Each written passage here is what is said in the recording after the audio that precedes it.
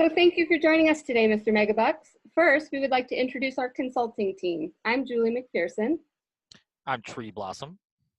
I'm Bethany Brendan. I'm Kathleen Poling. I'm Martha Tran. And I'm Johanna Ellis.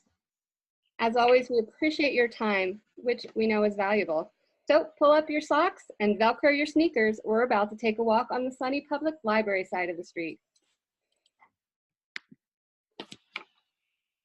As the great Wayne Disher once said, not a day goes by in public libraries that administrator is not faced with a problem, complaint, or some other issue involving the library's physical space. That goes without saying at the busy Sunny Public Library, which sees an average of 1,000 visitors daily. Though the constituency is vibrant, the facility is dated. The last renovation happened about 30 years ago. The current manager has been in her position for the last 10 years, and the patronage in the last 5 years has shifted to a younger and more diverse population, indicative of the community around Sunny Public Library. As you requested, we spent 3 weeks closely observing the library facility, as well as daily operations, interactions, and service provision as part of a facility service and management audit, looking for ways to improve Sunny Public Library. We talked with staff, management, and patrons. We also looked at the Sunny Public Library's latest strategic plan. The library's mission is on the screen.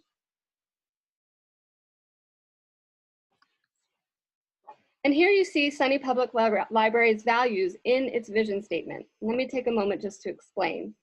Equity and access means providing equal opportunities and equal access to information and innovation. Inclusion means including all patrons and services. Diversity means celebrating our individuality and uniqueness and planning services and programs with that individuality in mind. And sustainability means using energy-efficient technology, renewable materials, and innovative design in the library's facility and services. Our team has identified 10 projects that represent opportunities for management to achieve the library's vision and mission. Mr. Megabucks, your generous support can help the library tackle these 10 projects, which in turn will transform the library experience for Sunny Public Library's community. So what are the 10 projects? The first project will be to fix these confusing and stagnant signs in the public space. These signs are not providing the wayfinding directions that modern patrons are looking for. At the Sunny Public Library, we witness patrons walking by these wayfinding signs as if they didn't even exist. The management of Sunny Public Library is failing to see that wayfinding signs play a key role in how patrons navigate and interact with the library. That is why we're recommending the path of interactive digital wayfinding signage. If that sounds unfamiliar, let's go ahead and call them smartphones or tablets. According to the Pew Research Center, in 2018, 77% of Americans now own a smartphone device as opposed to 35% from 2011. Patrons will be drawn to these digital wayfinding signs with a sense of familiarity and excitement. If a patron is having a hard time reading the screen, no problem. There is a zoom in feature. If English is not the patron's first language, the device will have different languages to choose from. If patrons are lost, they can press the "Where am I?" button and the screen will tell them what section of the library they are in. Mr. Megabucks, imagine we were at the Sunny Public Library and we needed assistance from the library staff. What would we do? Well, it's okay. These interactive digital wayfinding signs also feature a help button that will bring library staff to you. I will talk more about library staff later on in the presentation. The path of interactive digital wayfinding will cost an estimated $212,000. By providing patrons with a tool to navigate and interact seamlessly with the library space, strategically, this improvement helps the management of Sunny Public Library strive for inclusion, equity, and diversity.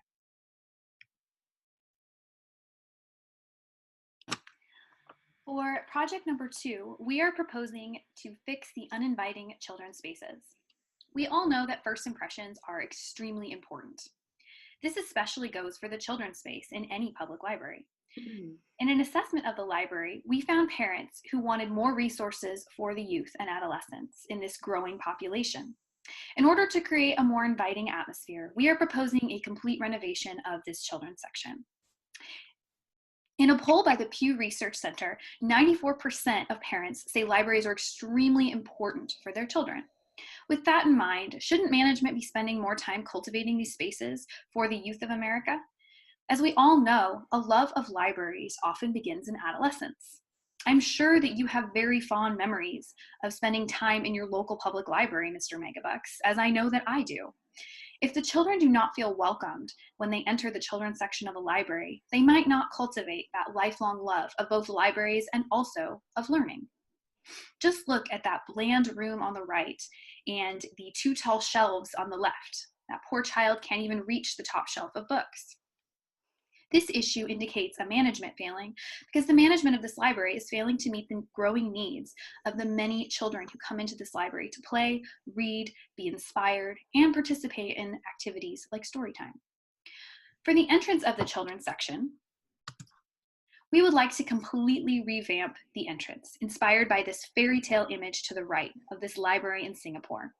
This will create a welcoming experience for our guests and our visitors, as well as cultivate an inspiring feel. Kids will know exactly where to go when they enter the library. In fact, I think they will be in awe at the beautiful and wondrous space provided here.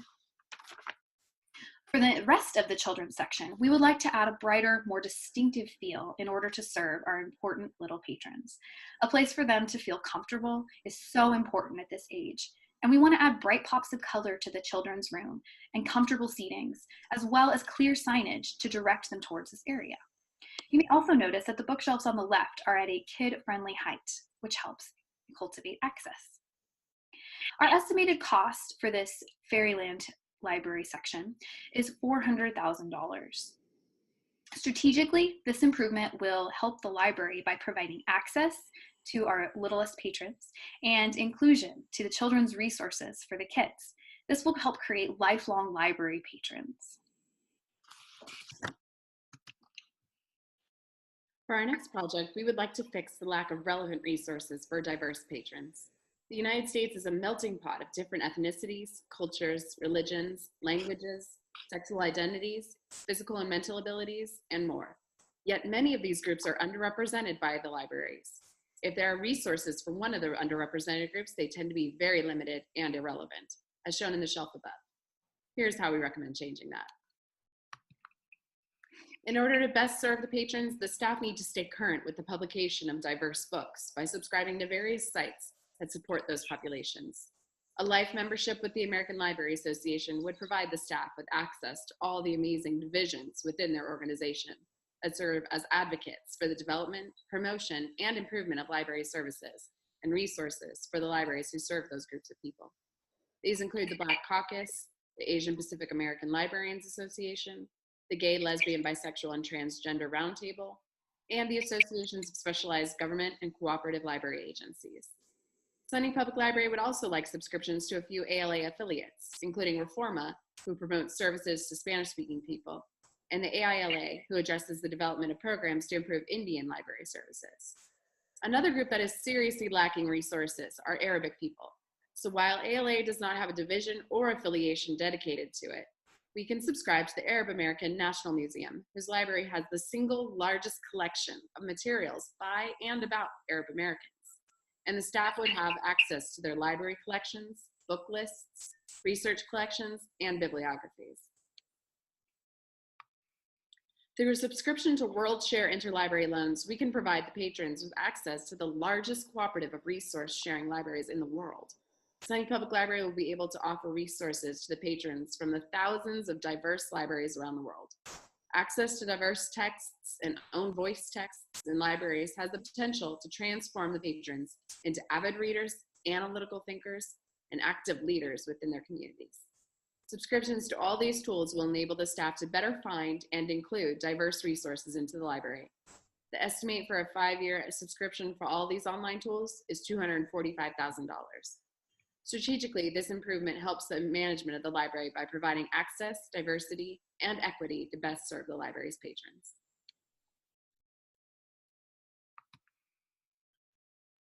Next, our project for is civics and equitable access. Mr. Megabucks, if you were in a wheelchair, how would you feel if you were to go to the elevator and see that I was out of order? Maybe upset, frustrated, or even angry? As of right now, the nonfiction section is easily accessible to those who are physically free to travel up and down a set of stairs and back. But what about those who are physically or cognitively able to navigate stairs in this situation? They have to track down a library employee and ask for a specific title of a book they want to read. Because the elevator is out of order, they are cut off from the discovery of browsing similar titles of books, as well as the autonomy of retrieving the resource they need. All patrons should have equal access to the resources at their community library. What is more important than the physical ability to access a space? Creating an inclusive environment involves more than just the basic structuring of equipment and utilities. It encompasses all aspects of space, both physical and non. Lowering bookshelves increase everyone's ability to find what they're looking for and improve sightlines. Another solution is to add multi-level ramps that can freely flow from floor to floor without hesitation or fear. We want patrons to feel a part of something bigger than just a library. We want them to feel like the space grows with them in their situations, and a place to ask questions, give answers, and learn. This will allow both staff and patrons to bond and thrive. We are requesting to estimated cost about $50,000. Strategically, this environment helps the management of the library by serving access, inclusion, and diversity. It also ensures both patrons who can access these resources will use the library more often and for longer periods of time.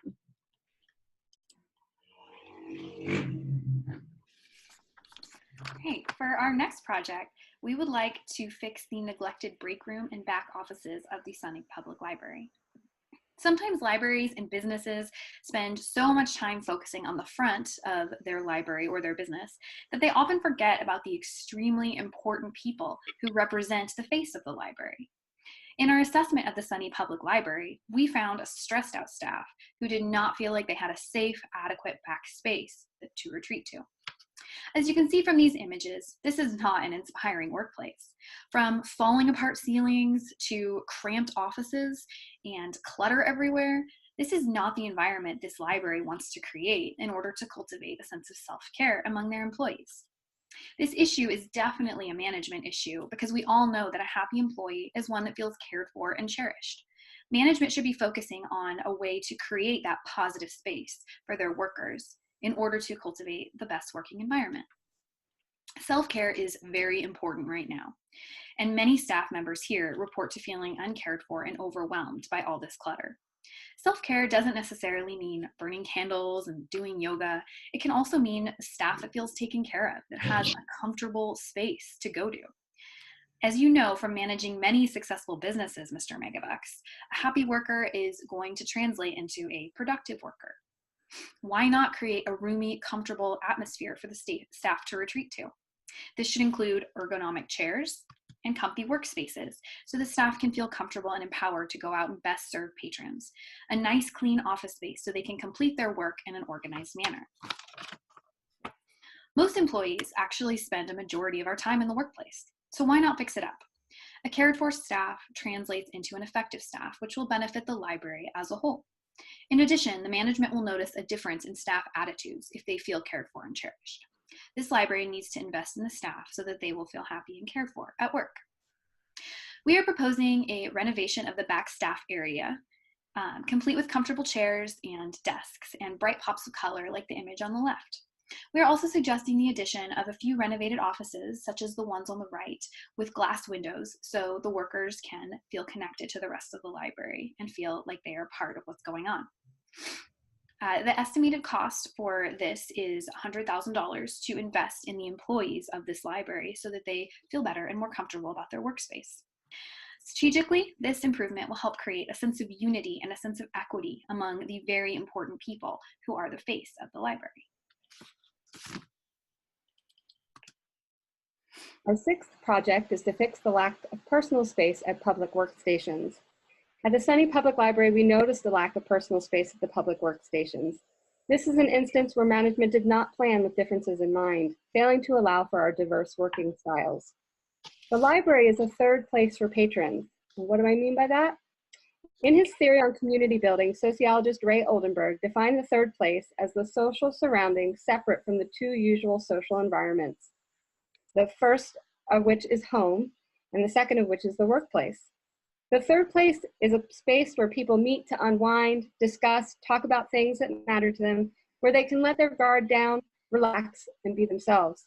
People want to be comfortable in their third place, especially when working on homework, work, or other projects. Our working styles and personal comfort are as diverse as we are. It is clear from these pictures, these workstations were not made to accommodate patrons' uniqueness, comfort, or personal space. And here is how we recommend changing that. Staff stated that they like the idea of a workspace being whatever an individual imagines it to be. Some people like to work in traditional desks, but some people prefer sofas or even a comfy spot on the floor. The goal is to make workstations personalizable. We look to the business world for inspiration. Our recommendation is a simple and effective solution: individualized seating with personal space. First, we recommend building this gathering space pictured on the bottom right, which is from Airbnb's London office. Its multiple surface allows for sitting, lounging, and even lying down. Next, we recommend purchasing 5-seat zigzag workstations on the bottom left, 3-person workstations on the top left, and individual work pods on the top right, all found in today's open plan offices. The construction of the gathering space is estimated to cost $37,000, and a combination of the workstations is estimated to cost $95,000, with a total cost for this project at $132,000. This solution can accommodate over 50 patrons at one time and is easily scalable to accommodate more. Strategically, this improvement will help management of the library by allowing equal access to workstations to all patrons. And it will allow all patrons with their diverse working styles a place to work comfortably. It will also keep patrons coming into and staying at the library. For Project 7, we want to fix underutilized spaces. A challenge that SUNY Public Library faces is not having a universally stimulating environment for both patrons and staff that is also engaging 100%. There's a lot of dead space to use up. According to Auburn University, we are only conscious about 5% of our cognitive activity. So most of our decisions, actions, emotions, and behavior depends on that 95% of the brain activity that goes beyond our conscious awareness. The rooms, environments we find ourselves in impact this unconscious awareness. At SPL, we want to make sure we have a space that is beneficial to everybody and used by those that are visiting and working. So imagine for a moment that your home life is rather chaotic with overwhelming sounds and energy. This is not an ideal place to learn, grow, and thrive due to the fact that part of the brain is heightened without the opportunity to calm down. Now imagine a safe location for learning, growing, and thriving like SUNY Public Library is blank, dull, and unstimulating. This may cause anxiety due to discomfort. Neither situation is ideal, but we want the ideal. The goal of creating a space that is stimulating and provoking, a place that establishes common ground, open to everyone, and stimulating everyone in different ways, as well as to create an environment conducive to deep thought, calm reflection, and continued growth that people can actually use. And how do we create this environment that is both functional and flexible? At SUNY Public Library, we want to transform our dead space so that it encompasses innovation and information so that it's useful. So what does that look like? Similarly to children's spaces, we want pops of color, modular furniture that allows for multiple uses, mobile maker spaces, and a space that sparks creativity and interaction. This is what we envision as our ideal environment that will benefit all. A community within the library that will bring a sense of belonging. What we are requesting is an estimated $100,000. Strategically, this environment helps management of the library by having intentionality and restructuring underutilized spaces into an environment that promotes inclusion and equity. The 8th issue is fixing the lack of service points available to the public.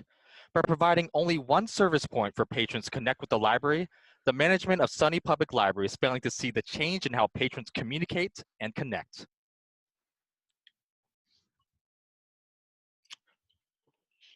Well, thank you. Roving librarians with iPads or tabletarians can be useful addition to the library team. This will allow library staff the ability to meet the patrons at the point of need. Earlier, I pointed out that I wanted to talk more about the library staff at SUNY Public Library. So without further ado, I would like to introduce you to SUNY the Chatbot. According to Pew Report in 2017, about 8 in 10 adults feel that public libraries help them find information that is trustworthy and reliable, and 76% say that libraries help them learn new things. By involving librarians in the creation of SUNY the Chatbot, patrons will have a reliable resource available to them 24 hours a day and 7 days a week. Not only that, SUNY will be available to assist patrons on the interactive digital wayfinding signages. The total price of the tablets and SUNY the Chatbot will be $344,000. By providing a 24-hour, 7-day-a-week chatbot, strategically, this improvement helps management strive towards their goal of providing equitable and inclusive access to the growing information needs of their community. For our next project, we would like to fix the poor lighting at SUNY Public Library. Libraries are places for people to explore a variety of people, places, and things. Yet, if the ceilings are too low and closed off, and the lighting too bright or unnatural, patrons will feel as though the walls are closing in on them rather than feeling enlightened. The staff would like to remodel the library using inspiration from libraries who use lots of natural light, such as the James B. Hunt Jr. Library at North Carolina State. The remodel would add floor-to-ceiling energy-efficient windows with exterior louvers on one wall of the library. This natural light from the sun will help the library be more energy efficient, as well as increase comfort and better mental and visual stimulation for more productive work. Patrons have many options for either reading in a quiet, dark corner or in a direct line of bright sunlight. These design improvements will offer sustainability and provide connectivity for our community. The estimate for adding windows and louvers to SUNY Public Library is $750,000. Strategically, this improvement helps the management of the library by using innovation to provide equity and access to all patrons, as well as demonstrate sustainability in using efficient energy. Our last project is to make the library sustainable. Although it is always sunny at the SUNY Public Library, they have failed to use the sun as a green energy resource, and they are not a good example of environmental sustainability. The power needs include a great deal of electricity for lighting, electronic devices, HVAC. The use of fossil fuels and non-renewable power has a far-reaching negative impact on our environment, and it is contributing to a global crisis. There are multiple ways that a library can be green. SUNY Public Library is already engaging in behaviors of environmental consciousness, including waste management, recycling, water and energy conservation, and promoting community events that celebrate an eco-friendly world. With your help, SUNY Public Library can move to the next level and be a tremendous force and model as having an efficient green infrastructure that protects the environment and encourages others to join this endeavor. We have a solution that will show that SUNY Public Library can fix this issue in a big way. Solar power. We have found green libraries across the globe that have successfully tackled this critical concern by harnessing the sun's energy, such as those in Scandinavia, Africa, South America, and across Europe. The photo here shows the Munich Technology Center in Germany, and they use a photovoltaic solar panel system. In the US, the California Stevens Library was the first net zero energy library in the United States, as it provides 100% of the energy needed for their daily operation of the building. SUNY Public Library is an ideal candidate for this service with year-round sun. We have an estimate of $600,000 for the solar panels. The current cost of electricity, $40,000 per year, will be immediately reduced to zero, and the drastic cut in their collective environmental footprint will demonstrate a commitment to environmental responsibility. A greener library a greener us. Strategically, this improvement helps the management of the library by using innovation to provide sustainability and be an example of stewardship to a healthier global environment.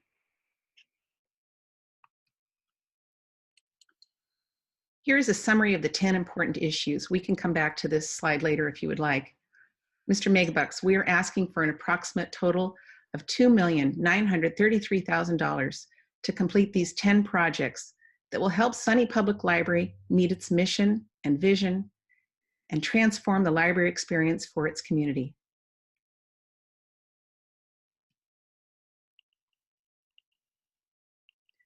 We have now presented the 10 issues for SUNY Public Library and stated how each will strategically help management of the library to fulfill their mission and vision. Now we would like to take some time for some questions, and then we'll come back with one final slide after that. So any questions? Can you go back to the previous slide? I might have missed number 8. No, okay, I got that one. Number 9. Number 9 was just the you would like the windows that let in natural light, correct? Yes, that's and North and Carolina. And, okay. 1, 2.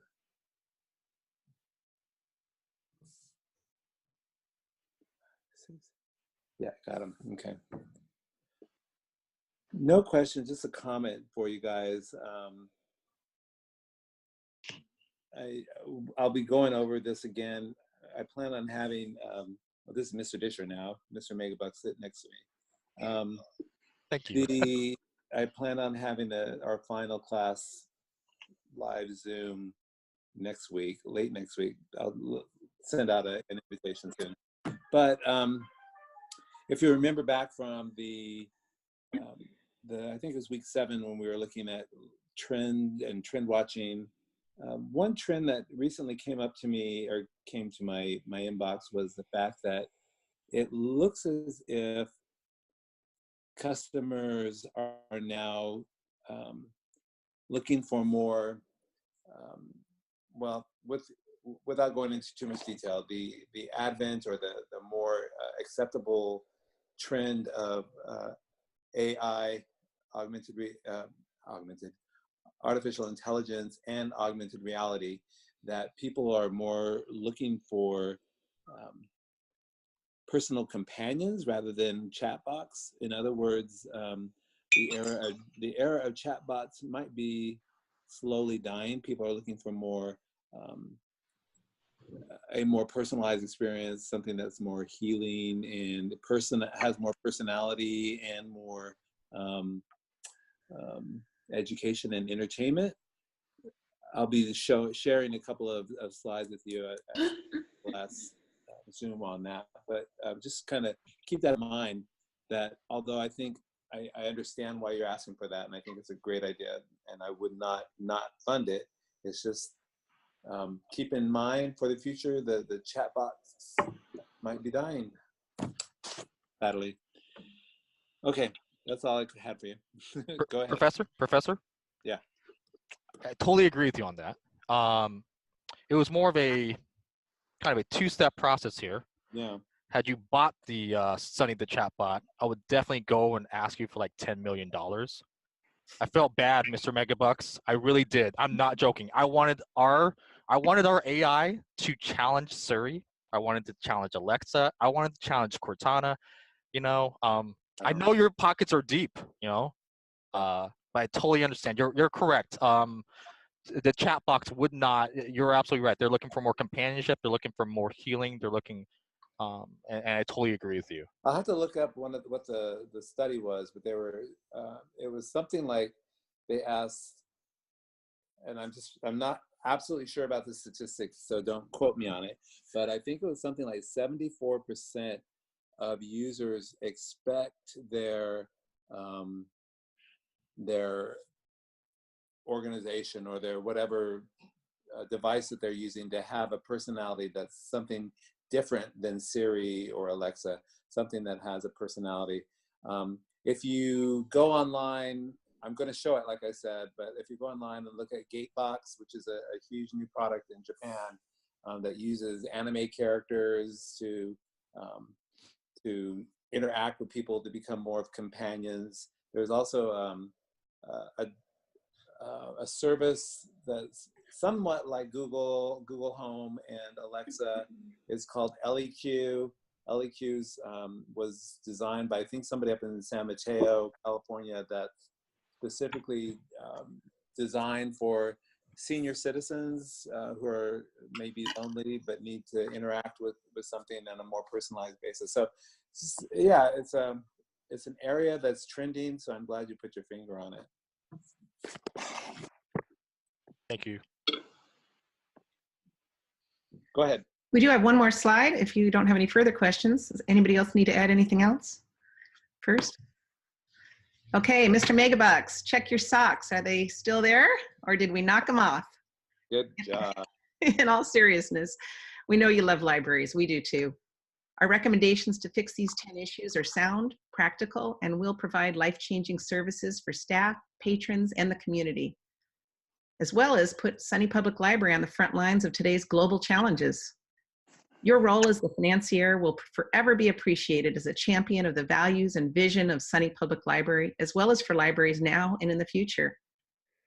As we end on a photo of an inspirational and beautiful public library in Amersfoort, the Netherlands, we want to say we look forward to working with you to incorporate all these solutions to enable the SUNY Public Library to reach their goals as they help to provide equity, access, inclusion, diversity, and sustainability in service to its community. Thank you for your time. On behalf of our amazing team of consultants, I'd just like to give a special thanks to Julie, our key linguist, Tree, our tech expert, Kathleen, our diversity consultant, Martha, our space innovator, and Johanna, our sustainability captain, and then me, our kids and self-care specialist. We'd like to say thank you so much for coming to our presentation, and we hope to hear from you soon. For those of you who know, you say this image is from the Netherlands? Amersfoort. Amersfoort. Joanna, is it normal for that, I don't want to say culture, but for that environment to use the number 0 as a number? Yeah, you know, I actually tried to zoom in on those signs to see what they were language. I've never seen a, like, I think these stacks ranges are numbered 0, 1, 2, 3, 4, but I've never seen a row of numbers start with 0. So very good point. I've seen elevators will often start at 0 in Europe. Oh wow! I didn't know this about library. It's like 0 is 0. It doesn't have an Yeah. existence. So why would you go to row 0? But they definitely do that, like in apartment buildings. They use 0 as the garage floor, and then 1 is the second floor. Okay, so yeah, I think you got 10 great projects. I can fund all 10 of those. I think you're my first 10 of 10 today. Yay. Now, I do have 2 pages of notes here. I'll get those ready for your feedback report. But from you, I need your peer evaluations. And if you'll do that as soon as you can, that way I can, I do have 3 or 4 more presentations today, so I might not get you the feedback report today, even if you get me the peer evaluation. But the sooner you get it to me, the better, okay? Yeah. Yes, thank you. Right. Can we just ask you overall about the presentation side of it? Do you feel we did okay? Or are you going to have a lot of notes that we could have I had? have a lot of notes for you, but yeah, you guys did fine. The only things that I give to students, and there's nothing that you did wrong at all. The only things that I will give you will be things that you might want to think about in giving future performances, future presentations.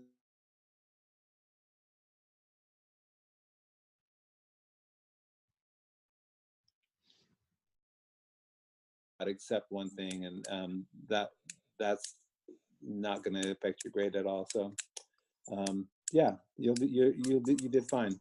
Thank you. Thank you. Thank you so much. That was fun. Have a good one. You too. Bye. Everybody else stick around. I guess he's going. Woo! Well done, Wow. everyone. We did it. Oh my God, We that was got so, all 10 projects. that was so nerve-wracking. Oh, wow. Well done, folks.